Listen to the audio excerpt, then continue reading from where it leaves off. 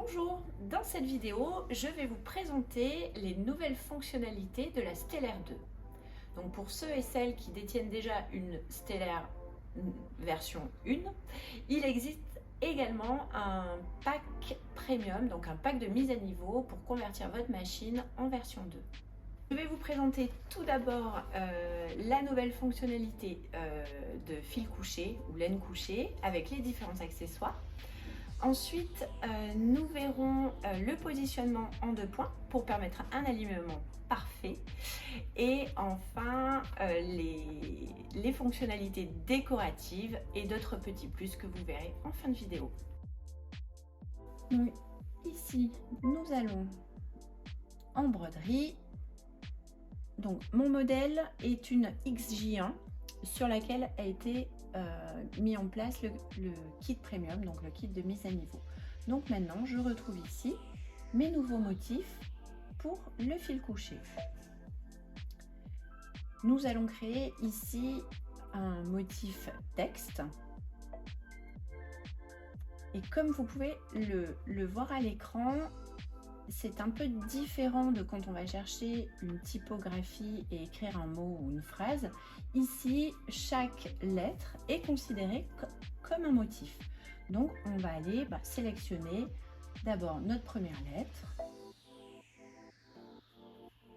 que l'on va venir régler en taille. Donc, nous, on va le diminuer ici au minimum.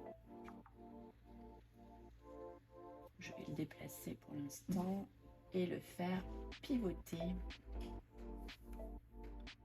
Hop. On fera les ajustements de positionnement par la suite. Je vais juste le décaler ici. Ok. Et maintenant, je vais ajouter lettre par lettre pour former mon mot.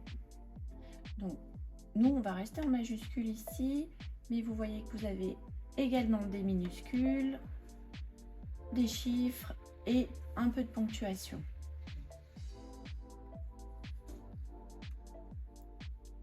Donc j'ai sélectionné ma deuxième lettre et même procédé, je règle la lettre en taille, je diminue, je fais pivoter et je viens la déplacer.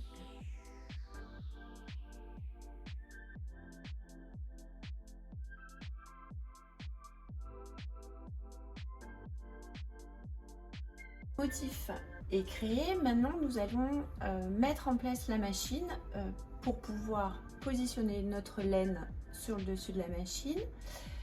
Nous allons utiliser un porte-bobine auxiliaire que nous allons positionner sur le dessus. Donc en fait, c'est très simple. On va retirer le capot comme ceci et venir positionner le porte-bobine. Voilà, comme ça, ici, on pourra positionner notre laine et avoir le débit et la tension nécessaire pour le fil couché. Ensuite, dans le kit, vous avez, ou avec la machine Stellare 2, vous avez le guide fil. On va venir le positionner sur la machine ici, tout simplement. Et enfin, nous avons le pied spécial pour le fil couché. On va venir le mettre en place sur la machine. Donc, je viens retirer mon pied classique de broderie. Je commence à le débrancher avant. Vous devez faire attention ici car vous avez le petit levier boutonnière qui vous gêne. Donc vous faites passer la petite barre de guide fil devant pour pouvoir ensuite le positionner. Voilà. Et vous venez serrer. Quand vous installez ce pied pour la première fois, vous avez un petit réglage à faire. C'est-à-dire qu'il faut s'assurer que votre aiguille soit positionnée le plus à gauche possible de l'ouverture ici du pied. Donc pour ce faire, tout simplement, vous venez ici modifier le réglage de la vis. Donc nous, on est positionné comme il le fallait. Voilà. Si je plante mon aiguille, elle est vraiment au maximum à gauche du trou d'ouverture. Donc maintenant, nous avons mis les deux éléments en place. On va pouvoir enfiler la machine avec notre fil de broderie et notre laine.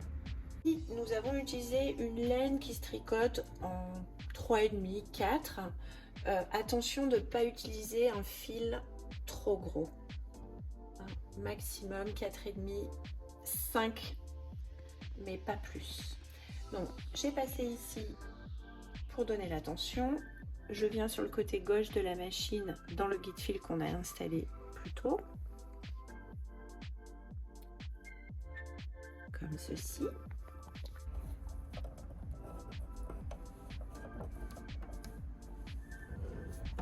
Nous allons utiliser le passe-fil fourni avec les accessoires fil couché.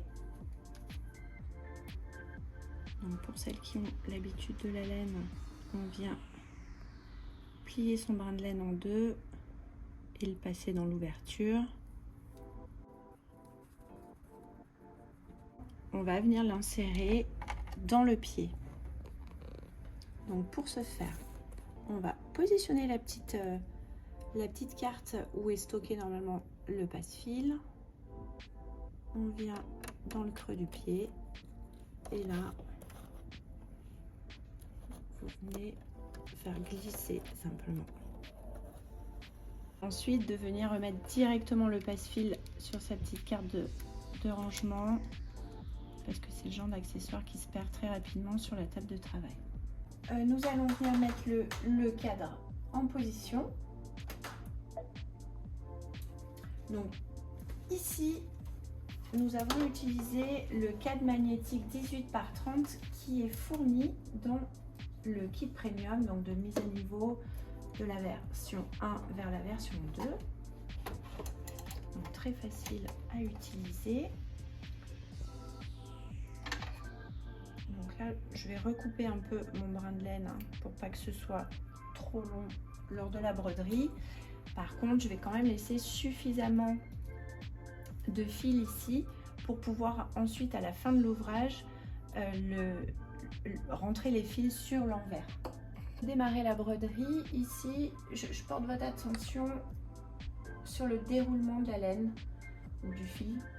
Il faudra vraiment qu'ici ça reste souple, qu'il n'y ait pas de tension qui soit créée. Donc tout au long de la broderie, je vais m'assurer que on ait ce petit fil lâche ici et je viendrai le retirer au fur et à mesure. Donc là, nous sommes prêtes à broder et on va lancer le motif.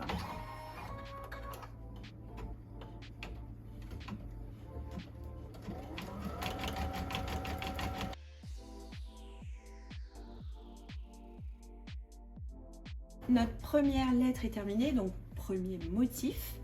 Ce qu'on va faire pour passer sur la lettre suivante, c'est du lâche sur notre fil de laine, voilà, pour encore une fois venir rentrer les fils à la fin de la broderie.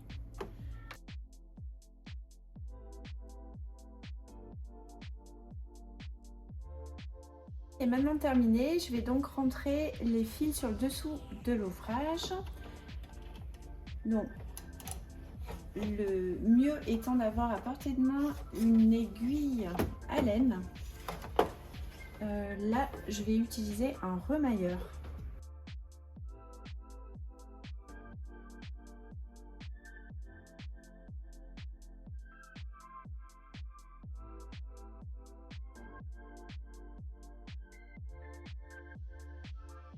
Nous allons voir comment faire l'alignement en 2 points. Donc ça peut être très pratique dans le cas de broderie à faire au niveau d'une poche ou de lignes très spécifiques sur le tissu. Donc nous, on a choisi un tissu rayé pour l'exemple, on a un petit peu simplifié. Donc en broderie, on a un nouveau menu ici où apparaissent des motifs avec l'alignement. Donc ici, nous, on va bien sélectionner le petit lapin. C'est celui qu'on veut, on le règle. On va venir maintenant directement passer en broderie, aller dans le menu disposition et ici utiliser la fonction alignement en 2 points. Donc le premier point que l'on va aligner, c'est celui gauche. Donc on fait suivant. Nous, on ne veut pas un alignement comme ça à la verticale, on veut un alignement horizontal. Sélectionnez notre sens d'alignement et maintenant on appuie sur suivant. On va aligner donc notre point lumineux qui apparaît sur le cadre grâce à ces flèches. D'accord? Donc quand on regarde le cadre, on voit ici notre petit point. Donc nous, on va venir prendre l'alignement ici sur la rayure du bas. On va venir déjà descendre et on va venir diminuer en fait la vitesse de déplacement. On va même se mettre au minimum pour pouvoir ajuster beaucoup plus précisément sur notre ligne. Donc notre premier point est placé, on passe à l'étape suivante. Maintenant, on va venir donc ajuster notre deuxième point lumineux, toujours grâce aux flèches situées sur l'écran. Et on ajuste, voilà. Notre positionnement est fait, on appuie sur régler, étape suivante. Et on commence la broderie, tout simplement. Donc nous, la première couleur est enfilée, on part. La machine s'est arrêtée, nous allons donc passer à la couleur suivante. Et on refait donc notre enfilage.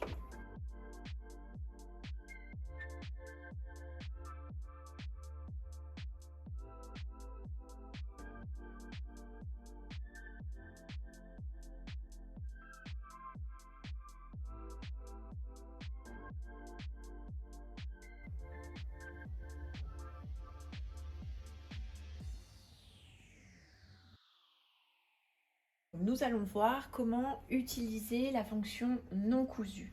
Par exemple, je veux extraire un élément d'un motif de broderie, je veux n'en broder qu'une seule partie, un motif. Fonctionnalité, c'est également de pouvoir répéter un motif dans la matrice de façon à ce qu'il soit brodé de façon optimale. Alors, c'est-à-dire, je choisis ici ce motif. Donc, je vais le régler. J'ouvre mon menu d'édition et je vais dans la répétition du motif. Donc avant, ce que l'on pouvait faire, c'était répéter une ou deux fois, enfin plusieurs fois son motif en fonction de sa taille, ou en longueur ou en largeur. Maintenant, on peut directement appuyer sur la fonctionnalité répétition dans la matrice. On va choisir dans quel cadre on veut travailler et on va pouvoir gérer la disposition de nos motifs, par exemple l'écartement, et donc la machine va venir optimiser en fait le placement du motif. Je peux là aussi faire des ajustements si je le souhaite. Moi je vais rester de la sorte et en fait on voit maintenant que quand on passe en mode broderie, toutes nos couleurs sont optimisées, à la différence de si j'avais dupliqué plusieurs fois mon motif. Voilà, là vraiment les couleurs sont optimisées directement. Donc une des nouvelles fonctionnalités, c'est également de pouvoir utiliser la fonction Quilt en écho ou fonction piqué libre directement depuis le mode broderie et non depuis le centre de motif. Donc nous avons sélectionné un motif et nous, on va vouloir créer un motif de remplissage autour. Donc, nous allons sélectionner la touche piqué libre. Ici, on va sélectionner dans quel cadre on veut travailler. Et là, on choisit donc soit le piqué libre, comme on pouvait le faire avant, en changeant l'espacement si besoin, la distance de départ du point de piqué libre. On peut choisir également la fonction de Quilt en écho. De même, sélection du cadre dans lequel on travaille, distance du départ du premier écho par rapport au motif et l'espacement entre les différentes vagues de l'écho. Et ici, on va retrouver donc les motifs de remplissage décoratif. Je vais dans sélection et je vais avoir ici une liste de différents motifs. Alors, on va rester sur quelque chose un petit peu simple. Voilà, on va partir sur celui-ci. Et pareil, on choisit ici la distance d'espacement, la taille de notre motif de remplissage. On peut faire un petit aperçu. C'est ce qui nous convient. Et là, on sera prête à broder.